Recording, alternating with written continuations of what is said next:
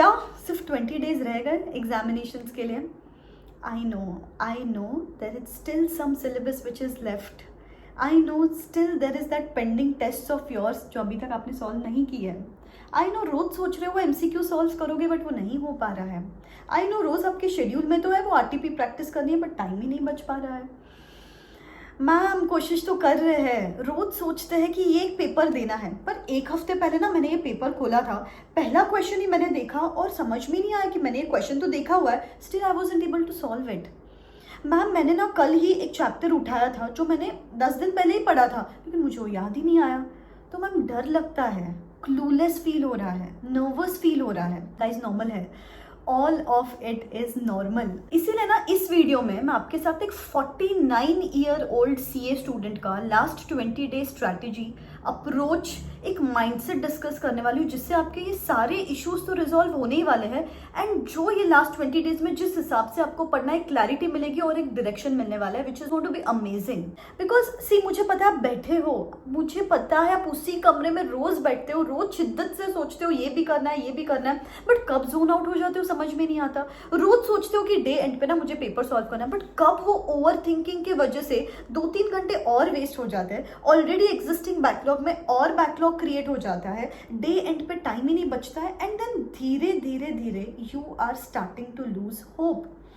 बेटा अभी ना मेरा लास्ट 20-25 डे एक मेंटोरशिप बैच चल रहा है, वहाँ पे I am observing similar patterns. There are 10% students who are still saying on every session, ma'am focus नहीं लग रहा है, मैम स्टडी आवर्स नहीं बढ़ रहे हैं, मैम टारगेट्स अचीव नहीं हो रहे हैं, मैम बैकलॉग्स क्रिएट हो रहा है, मैम डर लग रहा है, this that.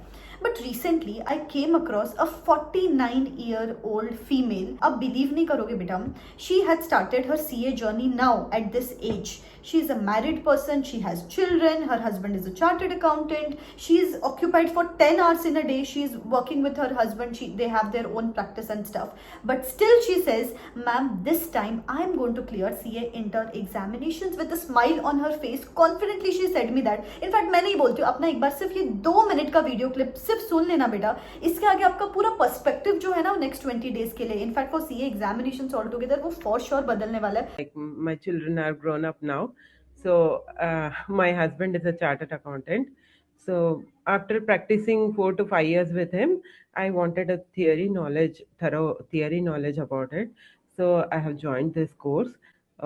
I've been trying 2 times already. Attempts I have given, and this is my 3rd attempt, and this will be my final attempt, and I am going to get through it. See, our goal, we should be our willpower should be very strong and feel like you have to reach this goal. I am continuing. I'm doing practice as far as possible. Maximum hours I could take is 10 hours, 10 to 11 hours.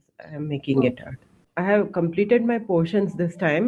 Previously, I was not able to complete my portion, like GST and income tax. Half of portions I could complete, and I was not thorough about it. Now, this time I have completed all the portions, and chapter wise, I am doing important questions for this accounts.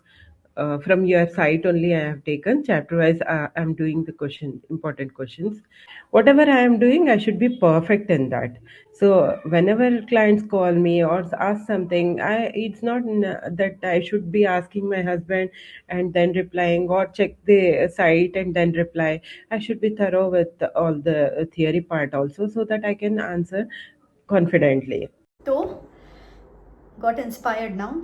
बेटा जो भी आपकी learning थी इस 2 minute के clip से, comment that in the comment section below and take that learning forward for the next 20 days. आपको आपके अटेम्प्ट की कसम है, please write that learning in the comment section. बेटा पूरे 2 मिनट के वीडियो में आपने एक बार भी सुना what if, I wish, I can't, I won't, what not, एक भी नेगेटिव स्टेटमेंट आपने सुना? ऐसा है क्या कि उनके लाइफ में कोई प्रॉब्लम्स नहीं हो रही है? She is having household responsibilities, she is having children to look forward to, she is having a career to look forward to, and she is now into a responsibility which is a CA course which is a double responsibility all together. And still आप पूरे video में देखना, एक बार भी ifs and buts use नहीं किए. Ma'am मेरा accounts weak है, I am practising questions. Ma'am last time तक I couldn't complete the entire syllabus, this time I am getting the syllabus done. I wasn't thorough with the concept, this time I'm getting thorough with the the concepts. I hadn't solved the papers. This time I'm going to solve the paper. आप देख रहे हो problems है, gaps है, but she is willing to work upon it and she is actually working upon it. And उसका why भी clear है. Ma'am tomorrow I don't want to be a chartered accountant who is asking for help from Google. और theoretically मुझे strong होना है. Client मेरे सामने आ रहा है तो मुझे Google करके नहीं बताना है उनको information.